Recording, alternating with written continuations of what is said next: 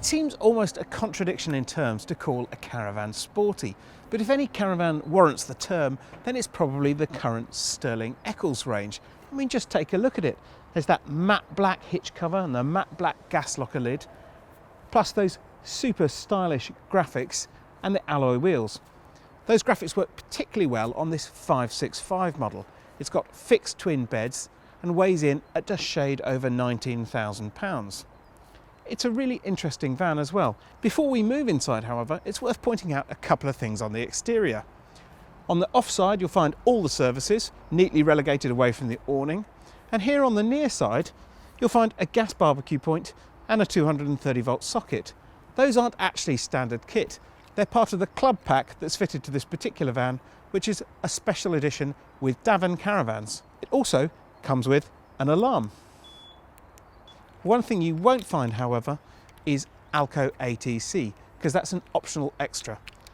It does, however, have an AKS hitch stabiliser. There are a couple of things to note around the back here as well. One is these two-lay bars, which are standard across all Swift Group caravans, and it means that you can mount an optional cycle rack to the back. The other is this little badge here. It tells me that this van is fitted with optional Aldi wet central heating. It's a £749 option, but to be honest, you won't find very many caravans that haven't been fitted with it. Now really that dramatic exterior should have warned you, but if you were expecting some sort of traditionalist quaint interior in this Sterling, you'll be somewhat disappointed. Or shocked perhaps, because it really is very modern and, dare we say it, quite continental in feel inside. We've got these rather smart leaf effect curtains. The only woodwork you'll find in this van is this piano black effect, which goes around the bases of the white cupboards, which are dramatically set against a Hessian wallboard. These seats are also a Hessian effect, and the worktops, well, they're white too, which is not hugely practical, but it does look rather modern. It's a very stylish interior, but then there are the traditional touches. We've got access to the underbunk storage from inside, and it's a fairly spacious lounge too. You could probably sit 6 at a squeeze here, or perhaps even 7 if you paid the 175 quid to have a wraparound U-shaped seating instead of the central chest. Because they're decent sized sofas, they make a really good sized double bed as well, although I reckon they're probably a little bit too short to be used as single beds. One thing that techno geeks will like is this pod on the front shelf, which has got two 230 volt sockets, a 12 volt socket, though sadly no USB point, an aerial point and a satellite TV point. There's a stereo, of course, which is standard kit, and the speakers are up in the roof to give a decent projection of sound above this rather fetching panoramic sunroof.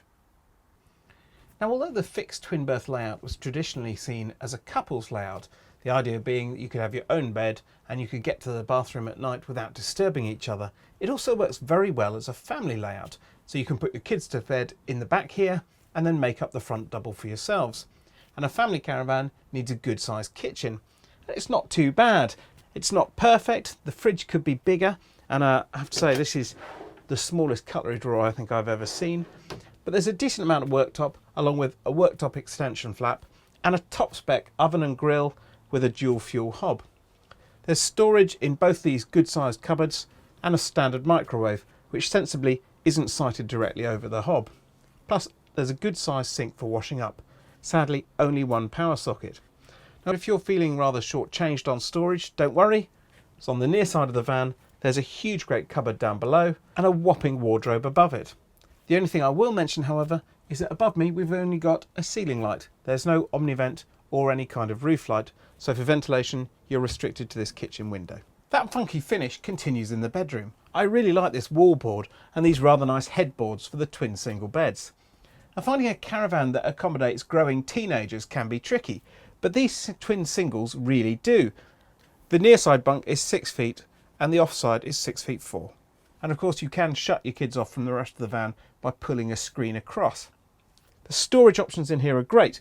We've got 5 overhead lockers, and then we've got access underneath the bunks with these little panels. Under here you'll find the storage for the table, which is better than having it in the back of a wardrobe or even in the washroom.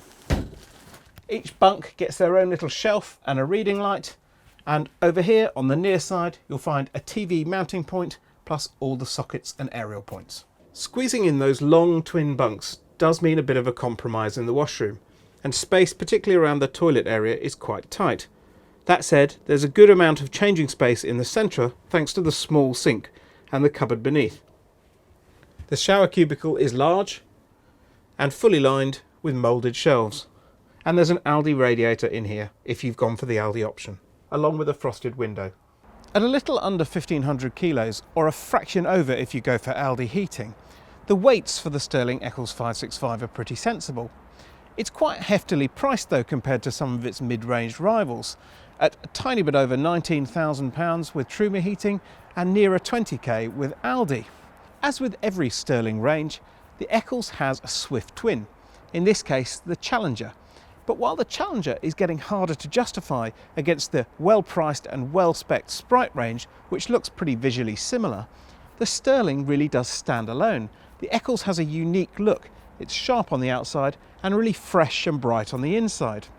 Throw in fairly sensible weights of around 1,500 kilos when laden, and it's an appealing proposition for a family that dares to be different.